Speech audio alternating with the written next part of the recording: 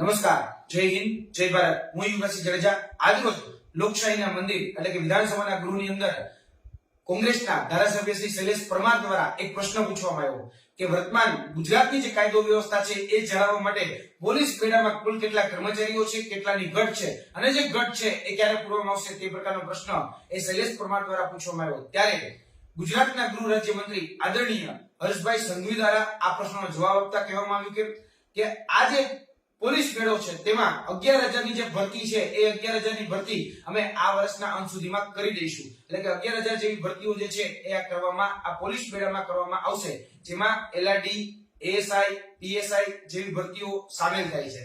હવે જોવા જઈએ તો આ જે જાહેરાત થઈ છે એ જાહેરાતથી જે ઉમેદવારો છે એ ઉમેદવારો અસંતોષ વ્યક્ત કરી રહ્યા છે. કેમ કે છેલ્લા ઘણા સમયથી વાઘ આવ્યો એવી પરિસ્થિતિનું નિર્માણ થાય છે. દર વખતે એવું કહેવામાં આવે છે કે પોલીસ બેડામાં જે જગ્યાઓ ખાલી છે એ ખૂબ સત્વરે ભરવામાં આવશે. જોવા જઈએ તો આજથી 1 વર્ષ પહેલા ગુજરાતના ગૃહ રાજ્યમંત્રી એટલે કે હર્ષભાઈ સંઘવીએ જાહેરાત કરી હતી માર્ચ મહિનામાં કે સુધી એટલે કે 2023 ના અંત સુધીમાં આ જે ભરતીઓમાં જે ખાલી જગ્યાઓ છે એ સત્વરે ભરવામાં આવશે પોલીસ બેડામાં. એમાં 12,000 જેવી જગ્યાઓની એમાં વાત કરવામાં આવી હતી. પછી અલગ અલગ જે ઇવેન્ટો હોય એ ઇવેન્ટોમાં પણ જાહેરાત કરવામાં આવી. છઠ્ઠા મહિનામાં પણ મોરબી ખાતે જાહેરાત કરવામાં આવી. ત્યારબાદ જે કરાઈ ટ્રેનિંગ સેન્ટર છે ત્યાં પણ જાહેરાતો કરવામાં આવી.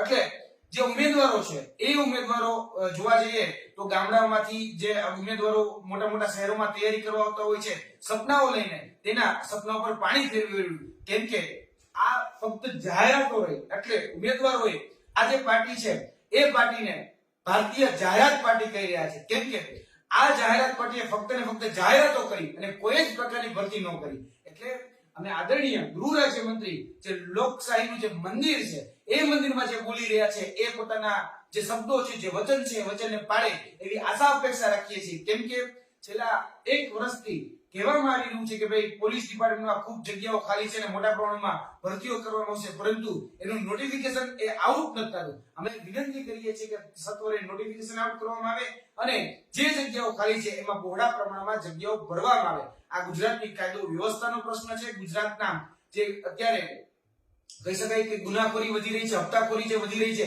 એની સામે લડવા માટે આપણે પોલીસ બેડામાં પૂરતા જવાનો જોશે. એટલે આ ગુજરાતની કાયદો વ્યવસ્થા જાળવવા માટે મોટા પ્રમાણમાં ભરતી કરવી ખૂબ આવશ્યક છે. એટલે અમે ગુજરાતના ગૃહ રાજ્યમંત્રીને આદરણીય હર્ષભાઈ સંઘવીને વિનંતી કરીએ છીએ કે ઝડપથી આ જે જગ્યાઓ ખાલી છે એ જગ્યાઓ પર સત્વરે ભરતીનું